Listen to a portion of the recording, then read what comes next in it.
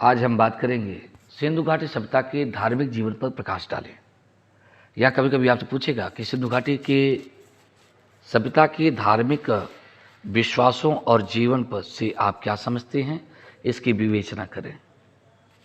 तो शुरुआत में इसकी थोड़ी सी भूमिका सिंधु सभ्यता की आप लिखेंगे, बहुत ही जनरल छोटी सी ब्रीफ नॉलेज, जिसमें उसका भौगोलिक विस्तार और उसका कार्य निर्धारण, प्रमुख पुरास्थल इत्यादि को आप सूचित करेंगे और हल्की सी ब्रीफ हिस्ट्री, और उसके बाद तुरंत ही आप उसके धार्मिक जीवन की प्रमुख विशेषताओं का वर्णन करना शुरू करेंगे। तो सैंधव धर्म का महत्वपूर्ण योगदान यह आज देख सकते हैं कि उसके कई धार्मिक विश्वास आज भी हिंदू धर्म में दिखाई देते हैं, जैसे पीपल के वृक्ष की पूजा, पशुपति की पूजा, लिंग की पूजा, वृषभ की पूजा इत्यादि, और अग्निवेदिकाओं का साक्ष्य। संभवतः यहाँ की लिपि को अभी तक पढ़ा नहीं जा सका है, इसीलिए अब हमें धार्मिक जीवन के विषय में केवल सिंधु घाटी सभ्यता की पुरातात्विक साक्ष्यों पर ही निर्भर होना पड़ता है, और यही पुरातात्विक प्रमाण ही उनके धार्मिक विश्वासों और कर्मकांडों पर प्रकाश डालते हैं। इन पुरातात्विक साक्ष्यों में मिट्टी की बनी हुई मूर्तियां, प्रस्तर मूर्तियां, लिंग योनि की आकृतियां, मुहरें, मिट्टी के बर्तनों पर बने हुए चित्रण और कुछ विशिष्ट प्रकार के भवन अवशेष है, जिनके आधार पर हम सिंधु सारस्वत सभ्यता अर्थात सिंधु घाटी सभ्यता के धार्मिक मान्यताओं और उनके जीवन पर बात रख सकते हैं।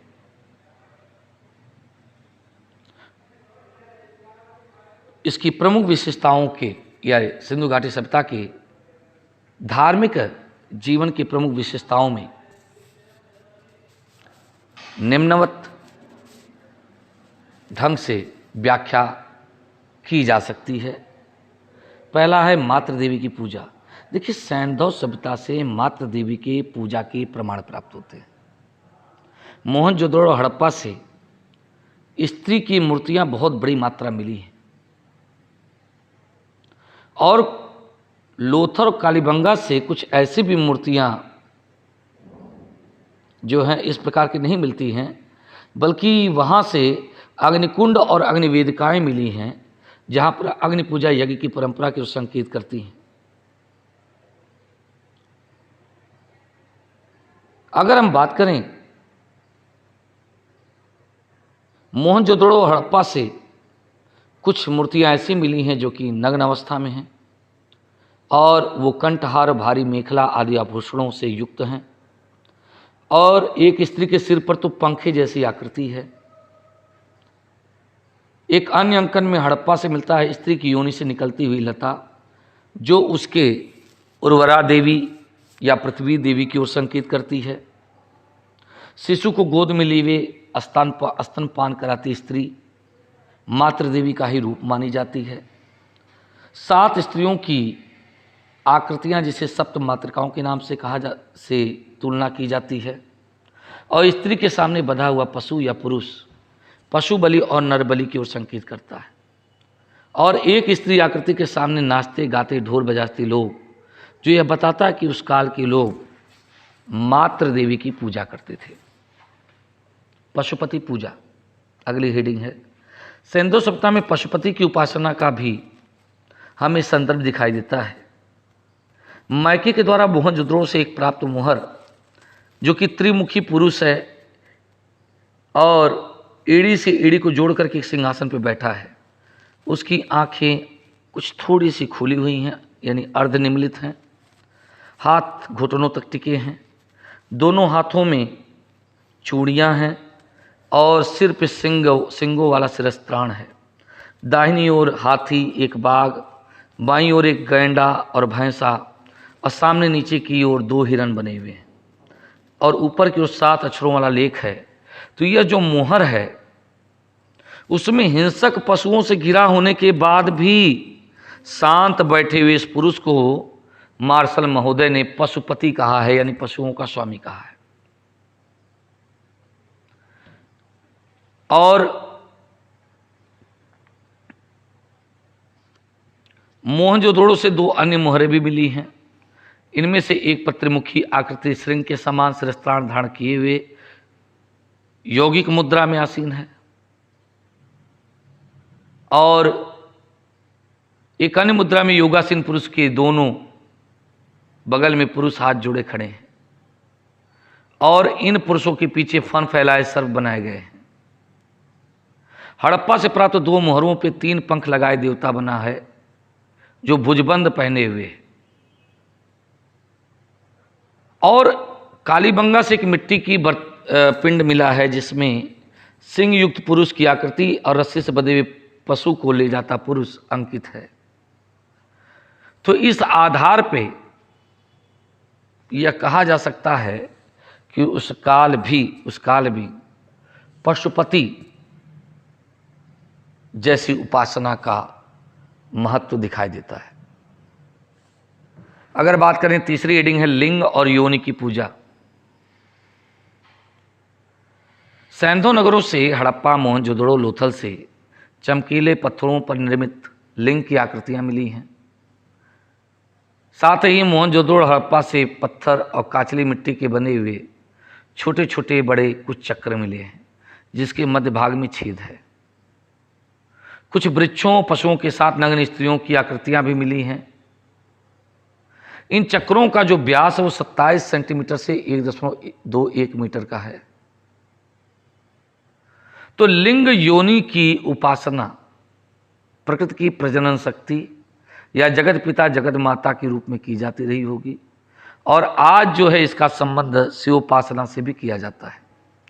ऋग्वेद से ज्ञात होता है कि लिंग पूजा आर्यतर लोगों की देन थी, क्योंकि यहाँ शिष्ण देवा के रूप में विरोधी शत्रु का उल्लेख मिलता है। अब बात करते हैं पशु पूजा और नाग पूजा की। तो सैंधव नगरों से हमें पशु पूजा के स्वरूप पर कुछ प्रकाश पड़ता है। इन पशुओं में सबसे पवित्र पशुओं में ककुतमान वृषभ या एक श्रृंगी पशु को रखा जा सकता है। मोहनजोदड़ो से प्राप्त एक मोहर पर तो बकरे के 2 सिर और भैंसे की 1 सिर वाली आकृति बनाई गई है,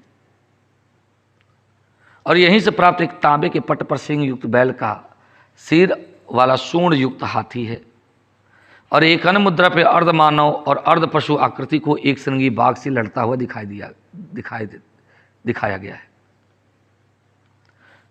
जो भी हो, इनमें सबसे ज्यादा अंकन ऊंचे सुडौल ककुदमान डीलडॉल वाला बैल का अंकन सर्वाधिक दर्शनीय है, और एक श्रृंगी पशु। तो इस प्रकार से देखें तो ये लोग पशुओं की पूजा करते थे। और नाग पूजा के बारे में बात करें तो मोहनजोदड़ो से प्राप्त एक मुद्रा पर एक पुरुष के दोनों ओर एक एक नाग का अंकन है, और इस पुरुष को नाग देवता माना जाता है। लोथल पर एक ताबीज पर नाग को चबूतरे पर दिखा करके उसकी विशिष्टता की ओर संकेत किया गया है। संभवतः चबूतरे पर नाग को दूध पिलाया जाता होगा, और संभवतः ये दृश्य उसी का अंकन है। यदि बात करें उस काल के वृक्ष पूजा की, तो उस काल के प्रमुख अंकनों में पीपल वृक्ष का सर्वाधिक अंकन दिखाई पड़ता है। तो आज की जो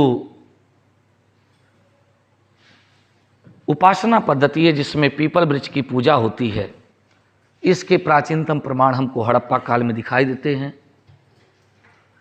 और साथ में पीपल के अतिरिक्त पीपल के अलावा बबूल और नीम के वृक्षों का भी अंकन दिखाई पड़ता है, और कुछ पर तो खजूर और केले का अंकन भी प्राप्त होता है। मोहनजोदड़ो से प्राप्त एक मोहर पर पीपल के वृक्ष के तने से एक श्रृंगी पशु के 2 सिर निकलते हुए दिखाए गए हैं, और एक अन्य मुद्रा पर एक नग्न पुरुष को वृक्ष की शाखाओं के बीच खड़ा दिखाया गया है। इस प्रकार से देखें तो उस काल में पीपल वृक्ष का अपना एक अलग महत्व रहा होगा। यदि बात करें इसके अन्य पूजा पद्धतियों की तो उसमें जल पूजा और अग्नि पूजा का भी उल्लेख किया जा सकता है। तो अगली हेडिंग रहेगी जल पूजा और अग्नि पूजा। मोहनजोदड़ो से हमको एक विशाल स्नानागार मिला है जो करीब 12 मीटर लंबा, 7 मीटर चौड़ा और 2.5 मीटर गहरा है। इसके तल और ढलवा किनारों को पकी ईंटों की सुंदर चिनाई से बनाया गया है ताकि पानी का जरा सा भी रिसाव न होने पावे। और जो पलस्तर है वो जिप्सम से किया गया है। और स्नानागार के उत्तर में 2 पंक्तियों में बने छोटे छोटे 8 कक्ष हैं जिनमें नालियां भी बनी हुई हैं। संभवतः यहाँ पर महिलाएं वस्त्र बदलती होंगी, जो बताता है कि यहाँ पर धार्मिक महत्व के दृष्टि से जल की पूजा की जाती होगी या स्नान किया जाता होगा। तो जल स्नान का एक विशेष महत्व हमको हड़प्पा सभ्यता में दिखाई देता है। अग्नि पूजा के बारे में बात करें तो कालीबंगा से हमको 5 से अधिक अग्निकुंड के साक्ष्य मिले हैं। लोथल बड़ावली से भी इस तरह की यज्ञ वेदिकाओं के साक्ष्य मिलते हैं। हड़प्पा और मोहनजोदड़ो से ऐसे कुंड नहीं दिखते हैं। जो कुछ भी हो, लोथल, बड़ावली, कालीबंगा से यह प्रकट होता है कि ये यज्ञ वेदिकाएं उस काल के निवासियों के लिए महत्वपूर्ण रही होंगी और कालांतर में वैदिक काल में इसका विस्तार बड़े व्यापक पैमाने पर देखा जा सकता है। अन्य धार्मिक कर्मकांडों के बारे में बात करें तो हड़प्पा सभ्यता में धार्मिक विश्वासों, देवी देवताओं के स्वरूपों पर प्रकाश डालना तो थोड़ा तनिक सरल दिखाई देता है, लेकिन उनके धार्मिक रीति रिवाज और कर्मकांडों पर चर्चा करना थोड़ा कठिन है। यहाँ से हमें ताबीज के प्रमाण प्राप्त हुए हैं। अग्नि पूजा और यज्ञ का प्रचलन का प्रमाण मिलता है। कालीबंगा से प्राप्त अग्निकुंड में राख के साथ पशुओं की हड्डियां और सींग मिले हैं जो पशु बलि की ओर संकेत करते हैं। मोहरों पर अंकित पुरुष आकृतियों में और मातृ देवी की मूर्तियों, लिंग योनि की प्राप्तियों के आधार पर कहा जा सकता है कि हड़प्पा सभ्यता में मूर्ति पूजा का प्रचलन रहा होगा, जो आज भी भारतीय समाज में जारी है। इसी प्रकार से देखा जाए तो एक पुरुष आकृति पद्मासन मुद्रा में है और मोहनजोदड़ो से प्राप्त एक योगी की प्रस्तर मूर्ति जो है सांभवी मुद्रा में प्राप्त होती है। यदि बात करें इनके धार्मिक विश्वासों के अंतर्गत अंतिम संस्कार की तो सुव्यवस्थित समाधान हड़प्पा, लोथल, कालीबंगा, धौलावीरा और सोनौली से प्राप्त होते हैं। और कुछ अन्य स्थलों से 100 के अवशेष मिले जैसे मोहनजोदड़ो, रोपड़, सुरकोटदा, सुरका गेंडोर इत्यादि। ऐसा लगता है यहाँ के निवासी अंतिम संस्कार के प्रति बहुत ही निष्ठावान, जागरूक थे। और 3 प्रकार के अंत्येष्टि संस्कार दिखते हैं: पूर्ण समाधि, आंशिक समाधि, दाह संस्कार इत्यादि। कब्रिस्तान समाधि क्षेत्र जो हैं वो नगर के बाहर होते थे और जमीन में आयताकार गड्ढा खोद करके बनाए जाते थे, जिनके किनारे पर कभी कभी कच्ची ईंटों से चिनाई की जाती थी। और अधिकांश शवों को चित्त लटाया गया है। कुछ शव लकड़ी के ताबूत में रखकर दफनाए गए थे। संभवतः ये विदेशी व्यक्तियों के शव रहे होंगे। और शवों का सिर उत्तर की ओर और पैर दक्षिण की ओर रखे जाते थे, किंतु रोपण से प्राप्त सिर जो है पश्चिम में और पैर पूर्व में था।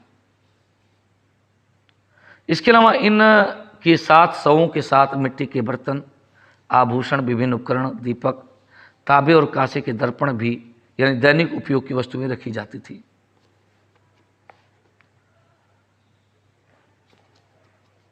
इस प्रकार से देखें तो सिंधु घाटी के सभ्यता की जो ये धार्मिक मान्यताएं थी यह अपने आप में विशिष्ट थीं, जिनका प्रयोग सिंधु घाटी सभ्यता के लोगों के जीवन को समझने की दृष्टि से देखा जा सकता है।